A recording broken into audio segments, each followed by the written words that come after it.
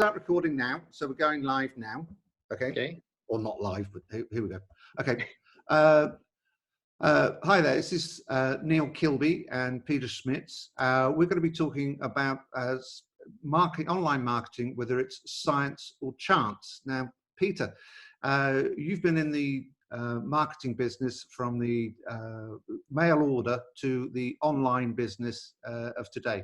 Can you tell me what the major differences that you've seen in the last few years? Absolutely, absolutely. So if you want to compare what we do online today with what we did, 20 years ago using direct mail, they're the exact same techniques and measuring tools, devices, etc. But the media is different. Instead of a mail piece in your mailbox, we're coming across on Facebook, on Google Ads, any type of ad. So it's digital advertising today versus typically something in your mailbox or in a newspaper or in a magazine, whereby there was a coupon that you would cut out or a phone number that you would call. Well, today you just click, right? And that all gets recorded.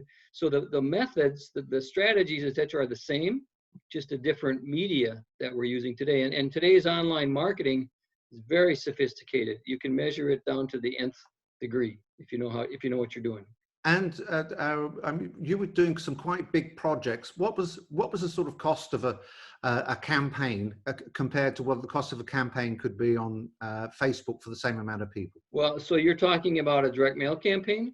Yeah, compared versus online. Well, in the mail cost, Neil, can vary from 50 cents a piece to well over $1, depending on how fancy it was, right? If there was a color brochure inside the envelope, something like that. And the car companies do some very elaborate, they used to do some very elaborate brochures and such to promote a new car. So those could cost a couple dollars to put it in your mailbox, where today, we can get a Facebook ad up and test it for $5 a day and start to get response for 50 cents to $1, maybe $2 to get them to click to go to our website or to our landing page. So the cost and the reaction time, you put up a Facebook ad or an Instagram ad, you'll know within a couple of days if it's working or not. Whereas in the mail business, it takes 2 or 3 weeks to start to get replies to come back. Yeah, I've did a lot of direct mail. What was the minimum size of the mail order? You could mail, it gets to be cost, the printing costs would drive what you just asked. So if I print 1,000 pieces versus 1 million, right? The cost to print 1 million pieces per piece goes way down. So a 25,000 piece mailing, we put 25,000 pieces of mail in the mail to see if it worked. That would cost typically, $20,000. Wow.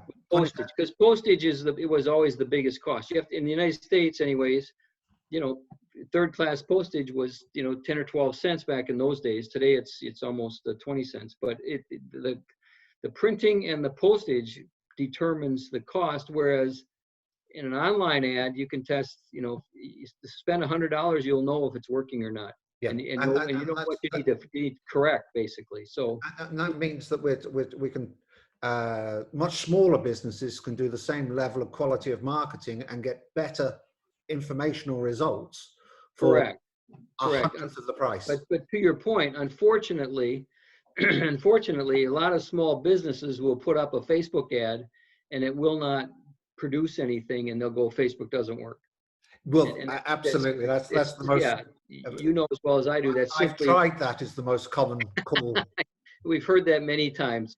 I've got a client that tried Facebook ads 3 times, and the 4th time the guy said, and the client said, I don't want to do it again because I've tried it 3 times and it didn't work. Well, the 4th guy knew what he was doing and did a video ad on Facebook, and the 2nd month he did it was gangbusters. But he knew what he was doing and he knew how to get a response. And so it depends a lot. Unfortunately, like you just said, many small business owners have tried Facebook unsuccessfully because they think it's just putting up an ad, or they'll do a post, right? A post is not an ad.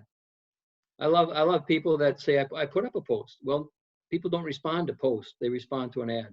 And we were talking earlier about the overall strategy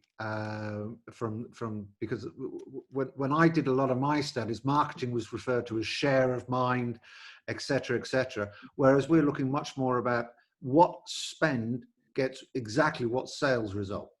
Yeah, you're talking about big agency. So branding is what you just described. And so if I'm Coca-Cola, I want my brand share, and they know to the 1/10% what brand share is worth to them. I guarantee you, Budweiser, when they do their commercials with the Clydesdales, they know what kind of brand share they get and what kind of revenue that drives at the liquor store, right? Well, that's way different than what you and I are talking about with this online marketing, where our clients, our prospects are trying to get a response to an online promotion and get a sale across the internet. Whole different world.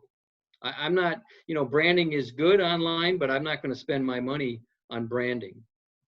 Right. Okay. Okay. We were talking about this, about Claude Hopkins. I mean, this measuring and scientific attitudes towards advertising and marketing has been going on for 100 years or more. Yeah. And yet a lot of people are still just, as you say, giving it a try.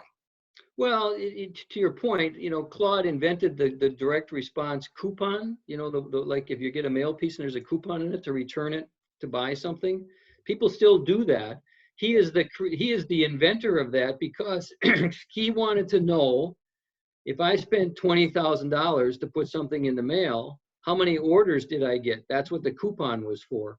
And those techniques are still applicable today, because in the online world, I want to click. And if it cost me $2 to get a click to come to my sales page, that's the same measurement that Claude was doing. He's the inventor of that. So unfortunately, he died in 1932 or something.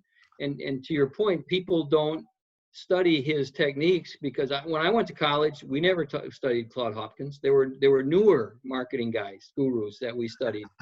And I'm not saying they were any better, but I didn't learn Claude Hopkins until I got into the online space and I read some of his material. And so, you pick on one of the legends here. He's because he invented the coupon. And in my career in direct response, I mailed millions of pieces of mail, and they all had a coupon of some sort or a phone number.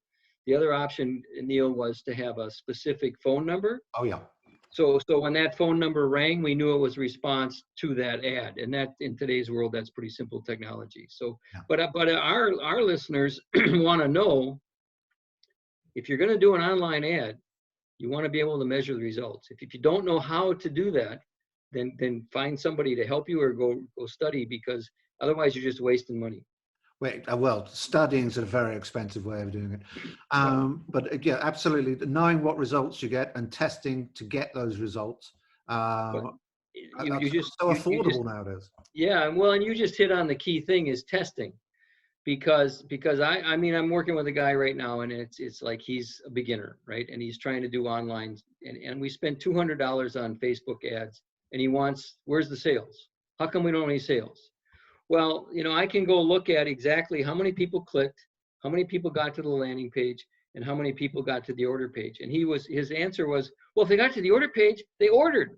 And I'm going, no, they didn't. They left. They got to the order page and they got distracted and they left. The trick is now, how do you get them to come back to the order page? It's kind of like when you're in the store, and you go through and you pick up a shirt or a pair of pants, and you go try them on, and you don't like them, you bring them back. That's kind of like having something on the order page, right? I'm going to try it on. I'm going to see if I like it. If I don't like it, I'm going to put it back. And in today's world, unfortunately, we're all very, very distracted. Most of the business advertising, right, is done on a phone, right? I don't know if you can see this, but on a phone, right? And so I'm in line at the grocery store. I'm doing something else while I'm scrolling through, and I see an ad. I click on it, and I go, oh, I'm going to come back and buy that later. And guess what? I don't. I forget. So you got to be reminded. And so now you get into a whole nother level of marketing, which is called remarketing. So if Neil comes to my site and looks at my product, how do I get you to come back again? Because Neil, you know this. How many times does it take for somebody to see the product before they buy, to see my offer before they buy? Well, it's gone up and gone up and gone up. Yeah, it used to be 4 or 5 times, and now we're talking 8, 9, and it's probably into the 11s and 12s by now. Yeah, and so now, if I want to be a smart marketer, I've got to figure out, okay, how do I get my message in front of Neil 10, 12 times. And you know, in the online world, there's ways to do that. You just have to have that as part of your strategy. Otherwise, you're going to hit them once and never get them to come back. Well, yeah, I mean, this is the bit about the sales process only starts once people have decided that they like the look of what you're doing. So yeah, and so one of the things that you brought up actually before we got on the call was is online advertising science, or what was the word you used, chance? yeah, And the answer to that question for our audience is it's science. It's based on mathematical principles that are very sound, very reliable, and very predictable. So that when you do online advertising, you want to measure everything you do and have, you know, and measure it long enough so you can rely on the numbers. So you know, if you spend $100 on advertising, you know what your return is going to be in the online space. No different than we did in the mail business, because in the mail days, it was very expensive to put 1 million pieces of mail in the mail. Very expensive. yeah, absolutely. That's that, and I think that's one of the reasons why a lot of people treat Facebook so flippantly, because it is a fantastic good tool. point. And Well, it's just not expensive. And it's very so the other part, the other reason they treat Facebook so flippantly is, are you familiar with these Valpaks and these coupon mailers where there's, you know, 20 or so coupons inside of an envelope? In my day in my retail business, we did a lot of that, and for the most part, it never worked. And because you know, people get 20 coupons, they flip through them and they say, I'm going to use this one, I'm going to use this one, and they sit on the counter and, you know, they forget all about it. It's no different on Facebook. You got to put that coupon back in front of them time and time again. You've seen it on the online world. If you, let's say you go look at a new car. Let's say you go to Ford and look at a new car. I don't know if you have Fords over where you are, but the next day you're going to see all kinds of ads on when you go on the internet for Ford on the sidebar, right? You're going to see ads. That's called retargeting, because they don't want to lose you while you're shopping for that quote new car. That's what we have available to us in the online world, that when I did direct mail, we didn't have that.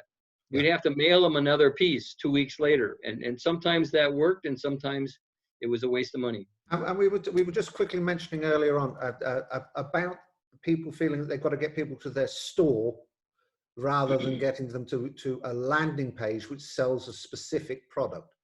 I mean, that's just a phenomenal difference. People think that if they get somebody to their store, they're going to shop around like they do in a mall. That's not the case online. Not at all. And I give you a classic example. I'm working with a guy that he would do Facebook ads and drive them to his website, and his website page had the product on it, and his conversion rate was somewhere between 0.8 and on a good day 1%. So his cost per order was, let's say it was $30. We did a test where we did the exact same Facebook ad to a landing page.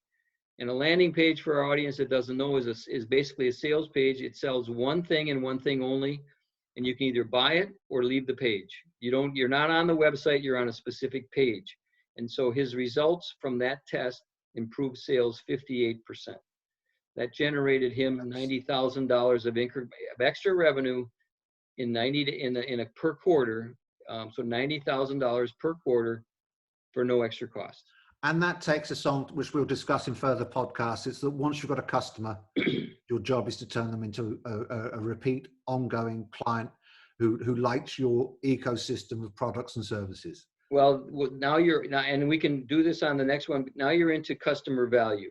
Yeah, absolutely. And so I'll give you make it specific. So this particular client I'm referring to, he had a $50 product. And so if you asked him, what is a customer worth? He'd say $50.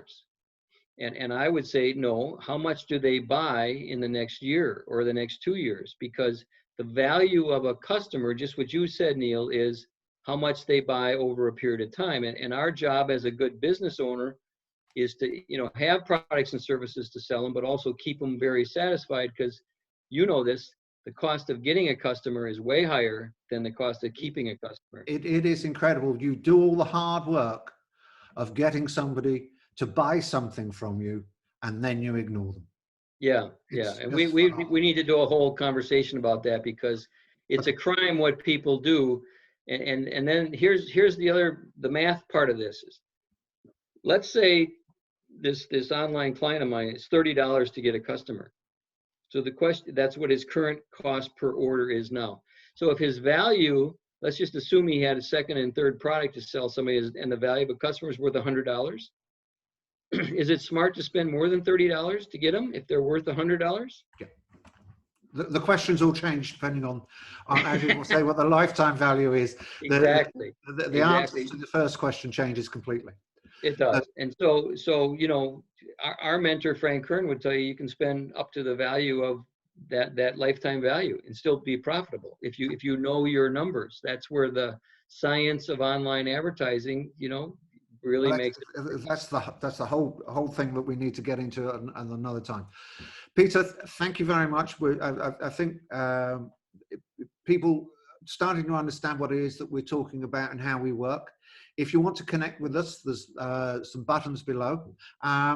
Certainly to connect to us directly. If you feel that it's important that you want to speak to us and investigate what we do, both of us will do calls with you to see whether or not we can genuinely help you. If you want to, you can also sign up for an email for our weekly podcast, our regular podcasts. So, Peter, is there any final words you'd like to say? No, you summed it up well, Neil. We'll continue these conversations and some of the marketing topics that our audience is facing, and how to deal with them. And we're happy to connect and answer questions, or like you said, talk to them individually. Absolutely. There's a very good point you just said. If you've got any questions, please send those to us via the button below.